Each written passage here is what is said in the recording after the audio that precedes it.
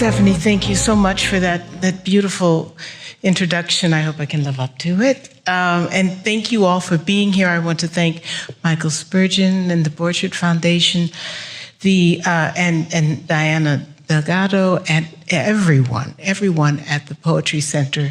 It is a home away from home for me. I've been here reading several times. It always feels like a haven, a place, one of those true kind of way stops or inns for the weary traveler. Because here I know that people you're reading poetry, you're living it, you're breathing it, and communing spirit to spirit. That's what it's all about, right? So I was thinking about this, the theme for the festival, and that it is community, which to me, I feel like poems are, in a sense, it's the best kind of community there can be. And it's an honor, therefore, for me to be able to read to you tonight. I'm going to be reading from Playlist for the Apocalypse. I never know exactly what I'm going to be reading. The poem that Stephanie had just quoted, Demeter's Prayer to Hades,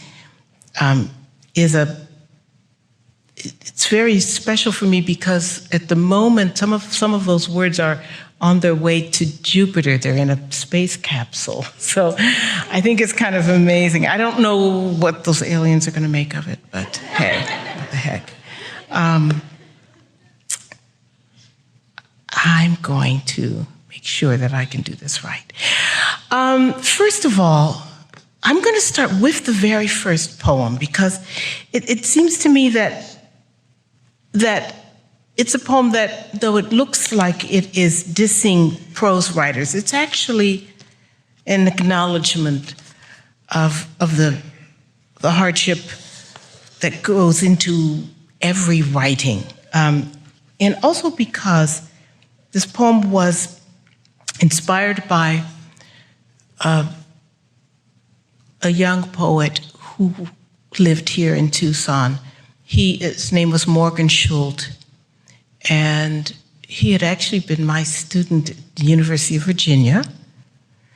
Then he came here to the University of Arizona, got his MFA here, started a magazine of prose poems that featured exclusively prose poems, and then wrote to me and said, would you contribute to the magazine? And I said to him, I'm not sure I believe in the prose poem, because this was our relationship. I would challenge him and he would come back and we would,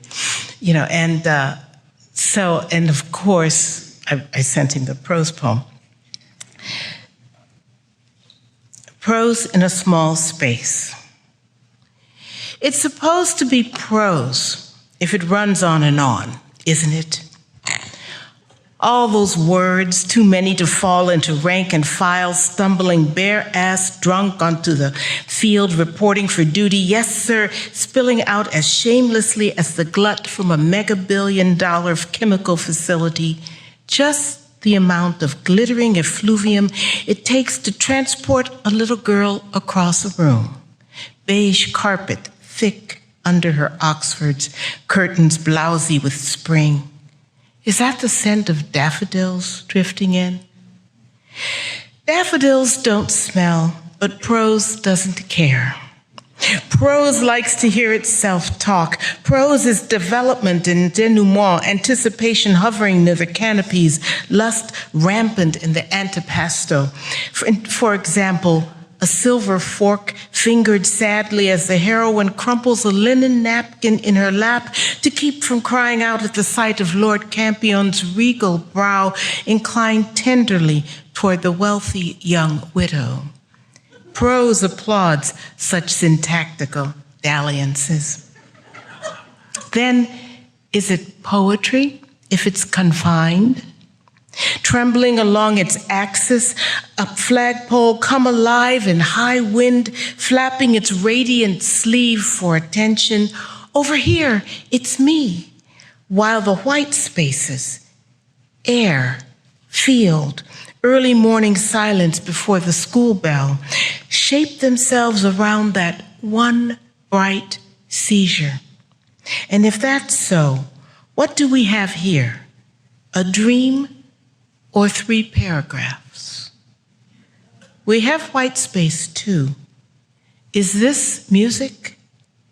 As for all the words left out, banging at the gates, we could let them in, but where would we go with our orders, our stuttering pride?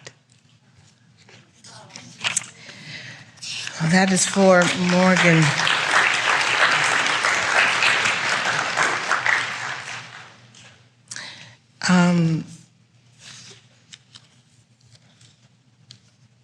Of course, that core family, you know, the one that they supposedly always has to take you in no matter what. That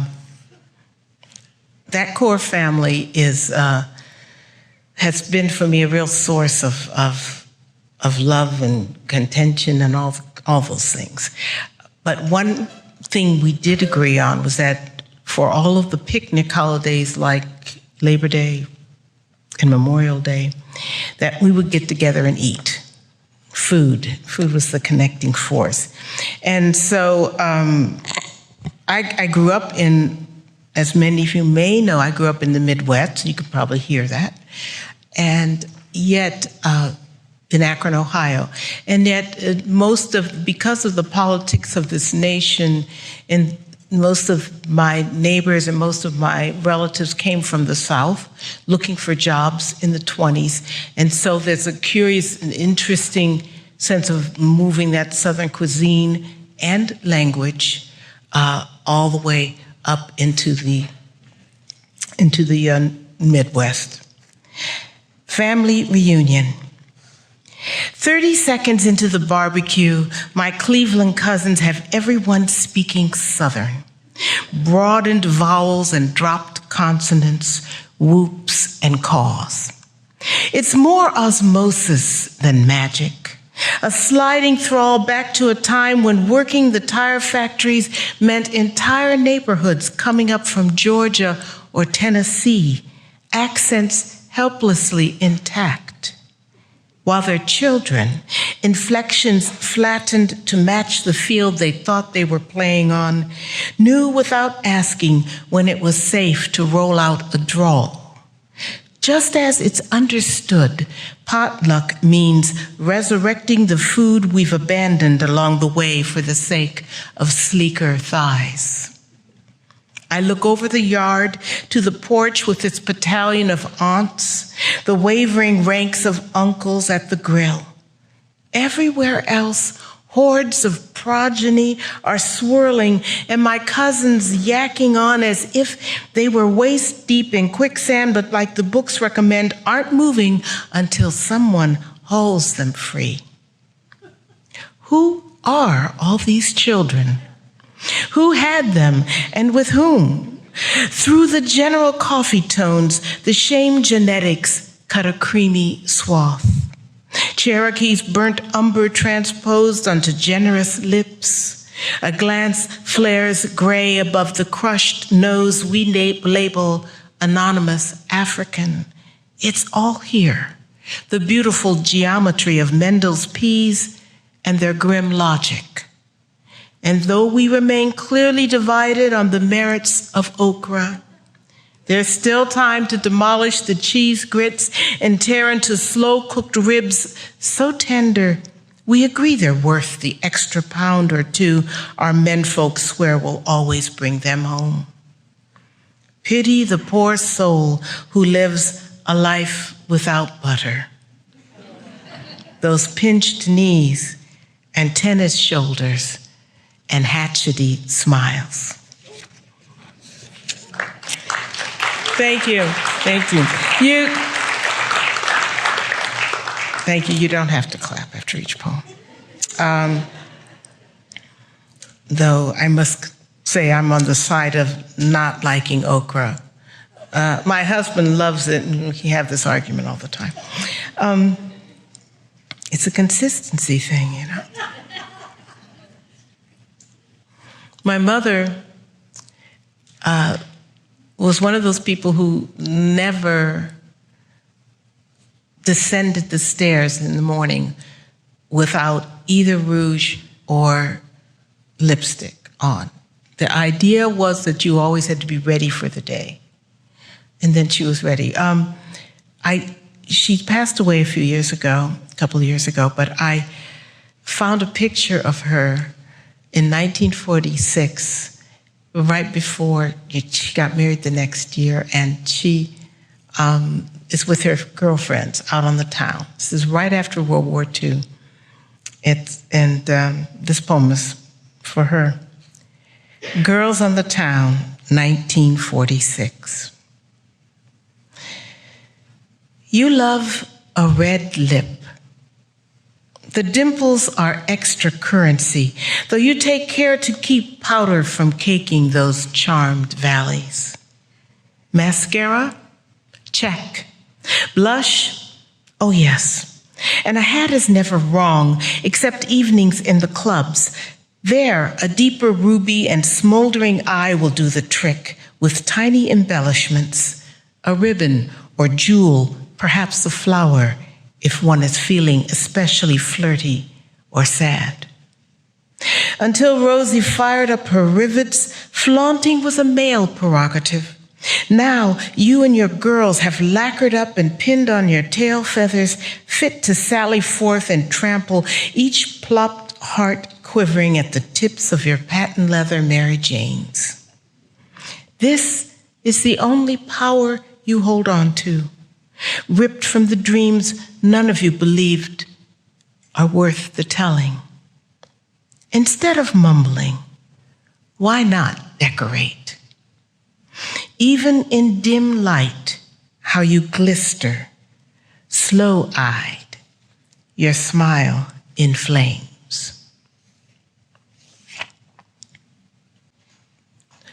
This poem is a golden shovel. It's a form that Terence Hayes developed in homage to Gwendolyn Brooks. I think mainly it's the idea that you must write a poem in which all of the end words, you'd pick a line from Gwendolyn Brooks' work, and then the end words of your poem have to spell out that line. And the line that from Gwendolyn Brooks' work that I took is, you kiss all the great-lipped girls that you can. From the sidelines. It seems I have always sat here watching men like you, who turn heads, whose gaze is either a kiss or a slap or the whiplash of pure disregard. Why fret? All you're doing is walking. You're this year's it, the one righteous integer of cool, cruising down a great-lipped channel of hushed adoration. Women turned girls again, brightening in spite of themselves. That brave, wilting smile, you don't see it, do you? How she tells herself to move on, blinks until she can.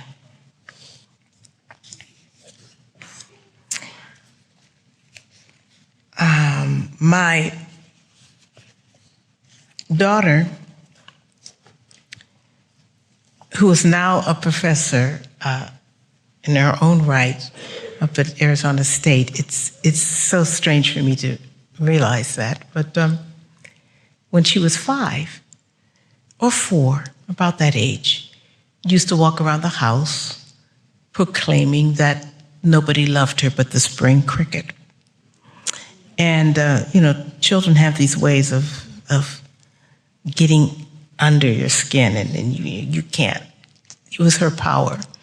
And we could not figure out who the spring cricket was. I even couldn't figure out if there were spring crickets and autumn crickets or whatever. And so what does a poet do? You become the spring cricket and you talk about them. So I began writing poems from the spring cricket's point of view. and actually with her blessing. And so here's a couple of them, okay? And then I don't think I'm through with them. I think there are going to be more. But this is the first one that appeared. It's called "The Spring Cricket Considers the Question of Negritude."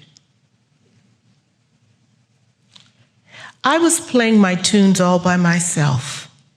I didn't know anybody else who could play along. Sure, the tunes were sad, but sweet too, and wouldn't come until the day gave out. You know that way the sky has of dangling her last bright wisps? That's when the ache would bloom inside until I couldn't wait. I knelt down to scrape myself clean and didn't care who heard. Then came the shouts and whistles, the roundup into jars, a clamber of legs. Now there were others, tumbled, clouded. I didn't know their names. We were a musical lantern. Children slept to our rasping sighs. And if now and then one of us shook free and sang as he climbed to the brim, he would always fall again, which made them laugh and clap their hands. At least then we knew what pleased them and where the brink was. The spring cricket repudiates his parable of negritude. Hell, we just climbed, reached the lip and fell back, slipped and started up again, climbed to be climbing, sang to be singing. It's just what we do. No one bothered to analyze our blues until everybody involved was strung out or dead. To solve everything that was happening while it was happening would have taken some serious opium. Seriously, all wisdom is afterthought, a sort of helpless relief. So don't go thinking none of this grief belongs to you, even if you don't know how it feels to fall. You can get my drift. And I, who live it daily, have heard that perfect word enough to know just when to use it, as in, oh hell, hell no. No, this is hell.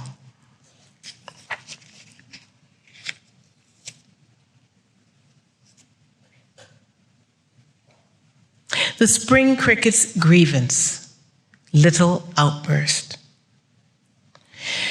Tired of singing for someone else, tired of rubbing my thighs to catch your ear. When the sky falls tonight, I'll stand on my one green leaf, and it will be my time, my noise, my ecstasy. I'm a night person, so, that sometimes I feel it's night and it's mine. And I was really happy to discover that my daughter actually had used that poem as a screensaver for a while. It was to inspire her to write her doctoral defense, her thesis. There are many sections in this book which revolve around each other and talk to each other, though they are contained units. The Spring Crickets is one of them. Another one of those is a group of poems that meditate on all the different meanings of the word ghetto throughout the ages, starting from its first known appearance in a document describing how the Jews in Venice in the 16th century were to be placed in the ghet, which was a word for slag. It was a word for where they dumped the ore, the the residue of the factories, the foundries. And so with that first, pushing of a group of people onto a land or circumscribing them, that's where the word began. I'm going to read to you a few of those poems, I think 3 of them. Of course, one of the thing that we think of, 2 things that we think of when we think of the word ghetto are our own, the ones we have so creatively created in this country. But also there are ghettos of the spirit and the soul and all of that. One of the more horrific consequences of that, of course, is World War II and the concentration camps. And one of the most ingenious and therefore horrifying manifestations of a concentration camp was the one at Theresienstadt, or Terezin. This one was ingenious because they modeled it as it was supposed to be the model concentration camp. It was the one that could be flipped in an instant to look like everything was going okay. They tended to put the composers, the artists, the writers, the musicians, all in this concentration camp.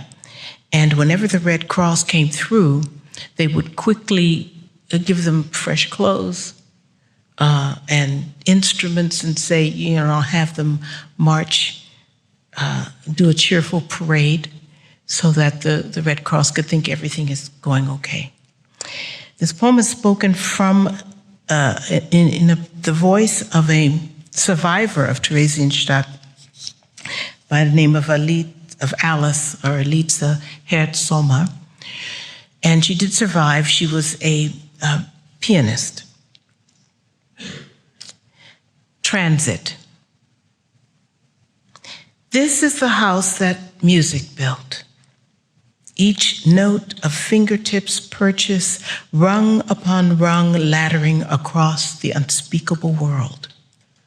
As for those other shrill facades, rigged for a day porticos composed to soothe regiments of eyes, guilt reddened, lining the parade route, horn flash, woodwind wail.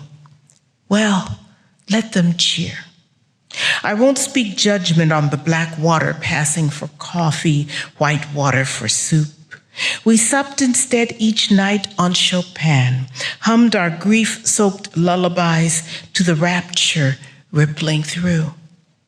Let it be said, while in the midst of horror, we fed on beauty. And that, my love, is what sustained us.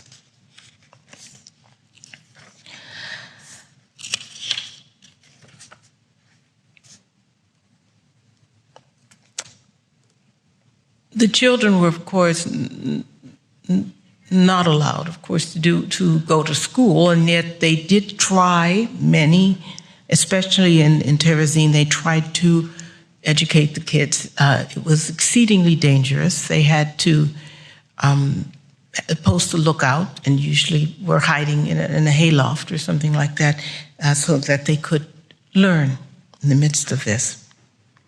Orders of the day.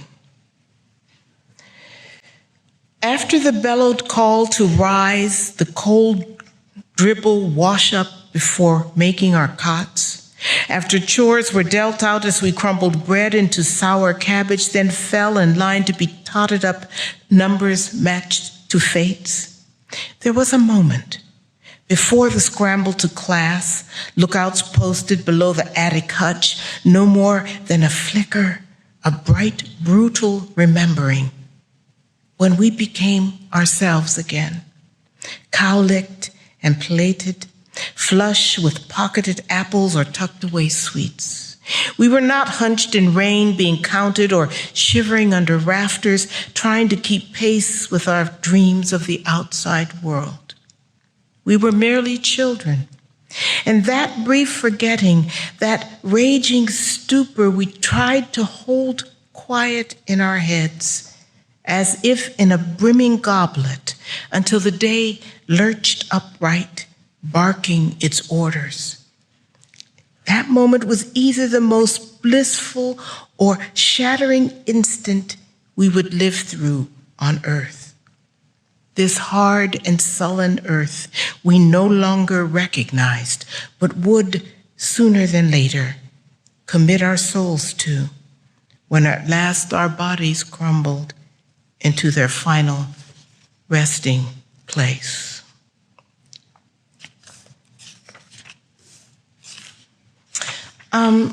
This one is for this 1619 project.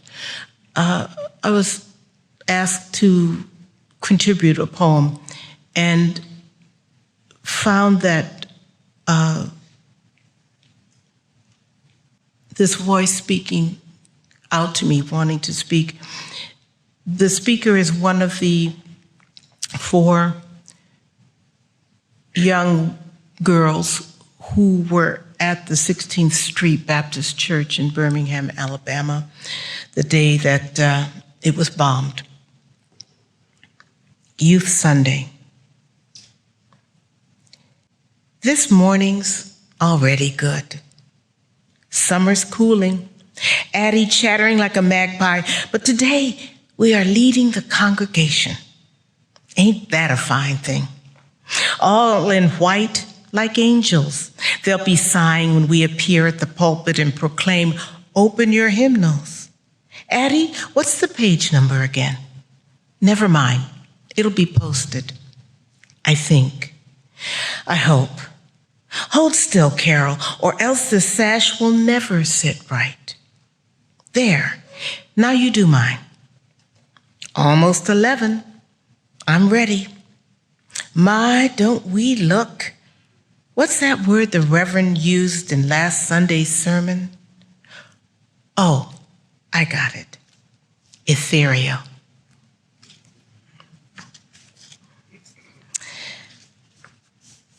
Another one of the, I'm going to stop that.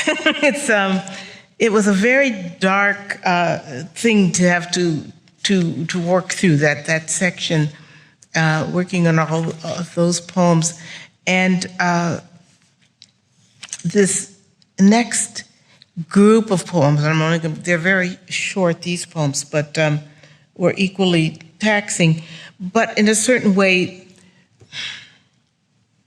exhilarating, because I was working in a collaboration with a composer. The composer, Richard Daniel Poor, had approached me and asked me if I was interested in working with him on a song cycle. And the song cycle was going to depict the last 50, 60 years of American history, with one standing witness who would turn out to be the Statue of Liberty. And the very, the chutzpah of saying, oh, we're just gonna, do 60 years of history in 12 songs was, in a certain way, the reason why I said yes, And also the fact to be able to work with a musician. I love working across genres, and that challenge of not writing songs, but writing poems that could be sung is a different thing. And so we pushed and challenged each other. We had very different writing processes, so that was hard to deal with, but we managed. And I really felt that it kind of taught me stuff too, which is what every writer, I think, wants to, at some point, be learning always. I knew that the voice was going to be a mezzo-soprano. I knew that Susan Graham was going to sing it, and so that mezzo-soprano voice was always behind me. But I never thought, okay, the music's going to carry this. The poems have to stand by themselves. So let me read to you just, they also all have to be a certain length. If you're going to sing something, it has to be the length of a German Lieder or Lied. It has to be about, the length of a sonnet, though it doesn't have to be a sonnet. So I will read to you three, which are going to hop through history. And I'm going to start with this one, which is the first testimony. 1968. 1968 was a year of great turmoil. It was a year when I think many thought this country was going to break apart. Assassinations, King and Kennedy, and it just seemed that what it needed was a villanelle, a broken villanelle, one that stops before it's finished. You're tired, you're poor.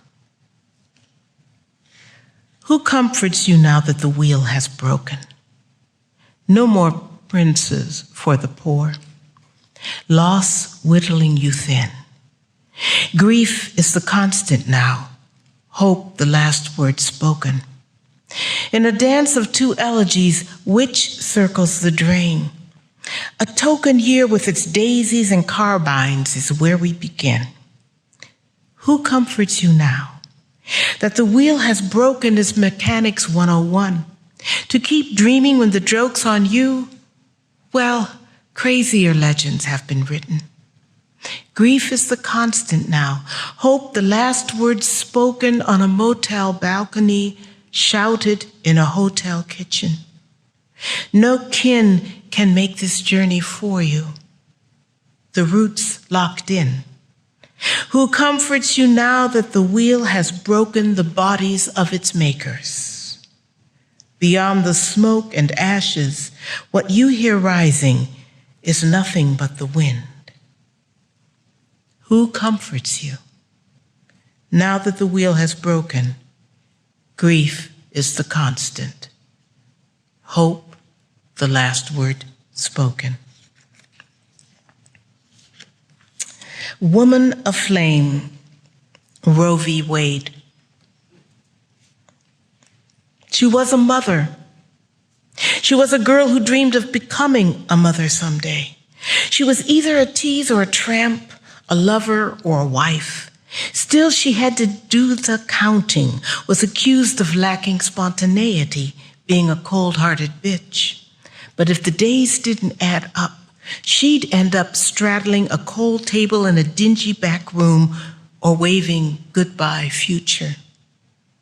She was jogging on the late shift, unlocking her car, and though she still remembered the tart smack of his sweat when he held her down, horseradish on his tongue, none of this was she permitted to say, while lawyers argued her rights to privacy, citing statute and precedent until the court declared enough, and she and her body were free to go.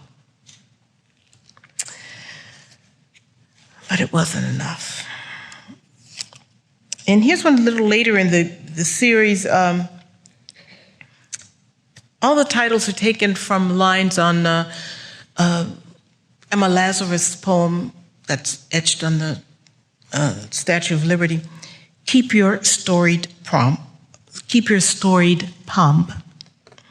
12th testimony, Trump. Granted, it felt good at first to snicker, but now the rooster won't shut up. How exhausting waking to that imperious caw. Old McDonald's downsized to a flower pot, here a body, there a body sent packing, caged. Everywhere somebody muddied. Welcome to the age of Babel. Here a Twitter, there a tweet, a tiki torch march back to the good old times of mayhem and murder, hollow points blossoming all over. Everywhere a body bloody, even the earth is bleeding out. Oh, indolent friends, bitter patriots, what have you triggered that can't be undone?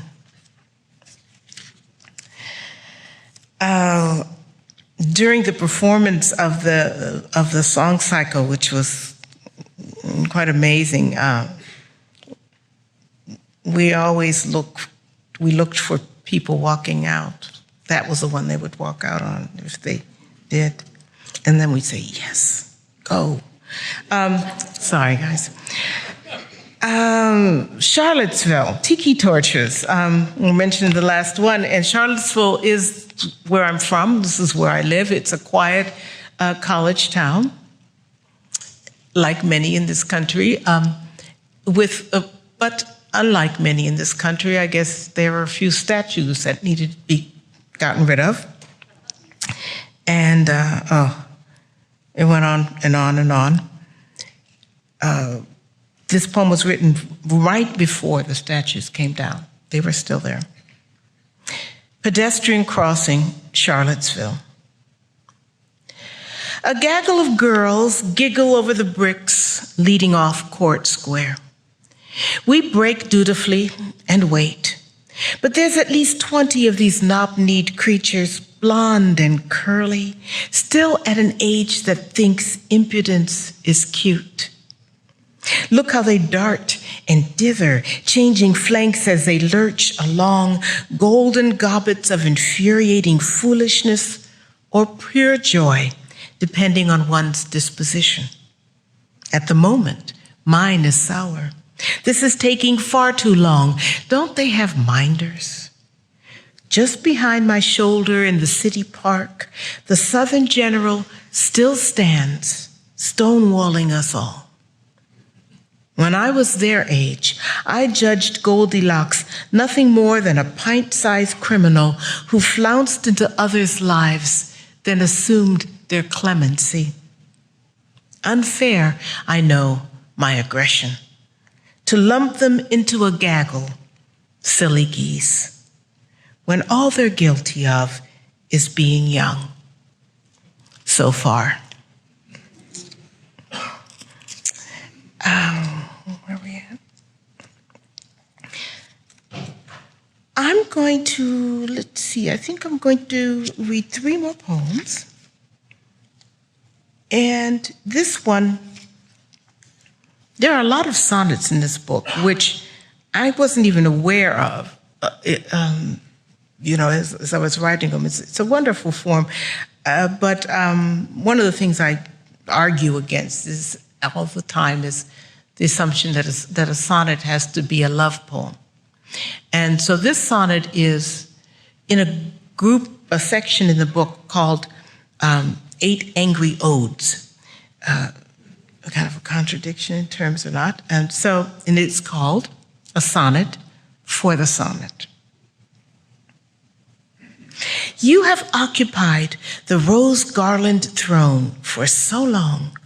No one remembers a time when love wasn't a portable feast, metaphorical conceits sung to the gimpy tread of a heartbeat. That true rhyme equals contentment, a neatened song we've learned to yearn for? My dumpling, that is entirely your doing. A glittering fait accompli we've been duped into trying to make reality, complete with lute-plucked warbling under a moon-splashed lattice. Let's face it, love is messy or boring or hurts like hell and then is gone. Even when we're satisfied, beyond the garden gate, the rest waits. All those years you never thought to mention. No matter how the cake is sliced, some choice bits break off. It's nearly wide enough for 2, this sugar-coated ledge. We clamber on for one more lick of the jagged edge. The last section of the book contains quite a few poems that deal with illness and with dealing with the regimen of controlling illness. I was diagnosed with multiple sclerosis about 20 years ago or so, and have been exceedingly lucky with with my doctors and with my medication. But there's always that moment when life changes, right? You know, when you know that it changes. And the first poem in this section, which is called Little Book of Woe, is that moment when I got the final diagnosis. Soup. When the doctor said, "I've got good news and bad news," I thought of soup. How long it had been since I had had the homemade kind, the real deal, where you soak the beans overnight and everything is apportioned in stages. First the onions and meat browned in oil, then the broth added for hours of simmering, all that saturated, glistening scent stoking the house with memories. The Jewish boy I kissed until we both sank to our knees in the grass, my mother's frown as she plucked weeds from my hair. Oh, my mother will die from this, my mother's whose soup is the best, even though it was always oversalted because it was labored over. It was ladled out unconditionally, tendered sweetly, without consequences, a non-judicial love. And it was always soup I got first thing in the sick bed, and there's the way tomatoes are added at the last moment, but the minor vegetables, peas and corn and tiny diced potatoes, come in 30 minutes before that. And how the spices, the spices, are to be doled out sparingly, then waiting to see how strong they'd become in the brew, their hidden aptitudes unlocked only by time and the heat of a burbling melange. And the way my apron always got stained, but I wouldn't wash it, proud of the mess for once, making mistakes, sloshing and dripping.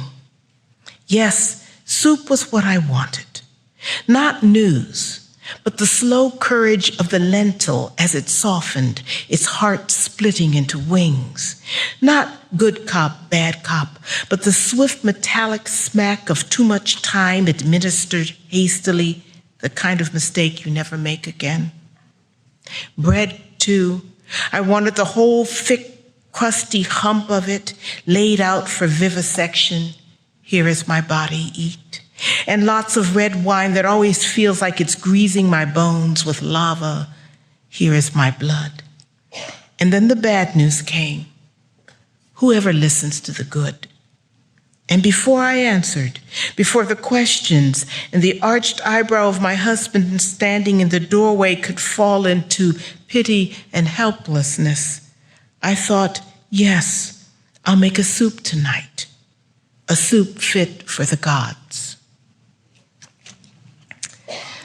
And I will end with another spring cricket poem because I think the spring cricket always should get the last word. There's an epigraph to the poem from the opera Cinderella, Cendrillon, Stay by the Hearth, Little Cricket. Postlude. You prefer me invisible, no more than a crisp salute, far away from your silks and firewood and woolens. Out of sight, I'm merely an annoyance, one slim, obstinate wrinkle in night's deepening trance. When sleep fails, you wish me shushed and back in my hole. As usual, you're not listening. Time stops only if you stop long enough to hear it passing. This is my business. I've got 10 weeks left to croon through. What you hear is a lifetime of song. Thank you all. Thank you.